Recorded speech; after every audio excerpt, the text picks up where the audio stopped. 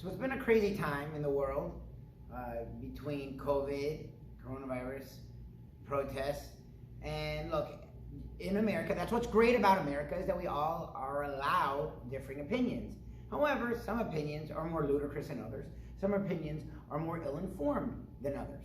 And after all we've seen in America, not only throughout its history, not only a few years ago when Colin Kaepernick did kneel, and a lot of players around sports knelt, and people around the world were kneeling during the anthem, but since then, the fact that we've seen police brutality continue at a much higher rate against black people than white and Asian, Latin, especially black men, it sort of underscores why Colin Kaepernick was kneeling, let alone he was very clear in why he was kneeling.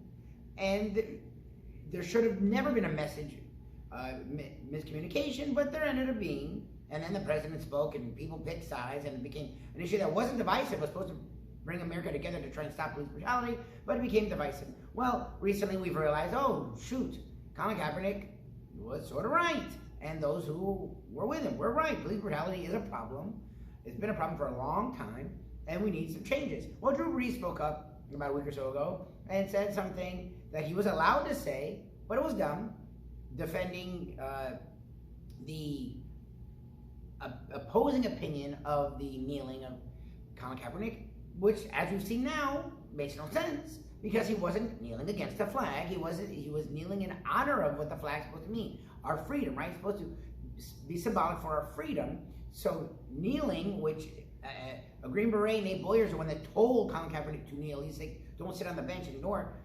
Well, what should I do? Kneel. Kneeling is something you do to pay homage to things, pay respect to things. So he was kneeling to bring attention to it, but also to pay homage to the flag. So Drew Brees got excoriated. Drew Brees then went and looked into it and realized, oh wow, I don't know, my stance is sort of strange and wrong. Let me grow and mature and realize I'm wrong. And the president came out, and Drew Brees came out, not only apologized multiple times. The president was upset at Drew Brees because this is the stance the president took years ago, and was a big part of him winning the election, was something that rallied his base. And Drew Brees said, no, I was wrong. I have gone and talked to people and educated myself and realized what the kneeling was, what these protests are about, and I'm sorry. And I give Drew Brees a lot of credit. There's nothing wrong with being ignorant. Ignorance has a negative connotation. We're all ignorant about things. We all are unknowledgeable about things. There's nothing wrong with that. The issue is if you're ignorant about things and you don't want to learn. If you're ignorant but you seek out knowledge and grow, that's life. That's a sign of being mature. That's a sign of being an adult.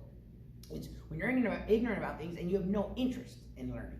That's the problem. So I admire Drew Brees a lot, because that's our problem in America. It's not that people know or don't know. It's people are scared of what they don't know, and they don't seek out knowing.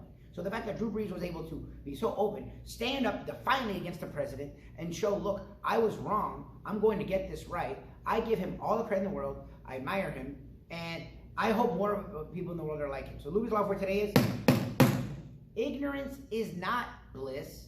There's nothing wrong being ignorant, but in life, when you don't know, seek out the answers. Drew Brees, thank you for being a model for others in the middle of this to try and really get us to equality for all and safety for all. This is Lubie's Law.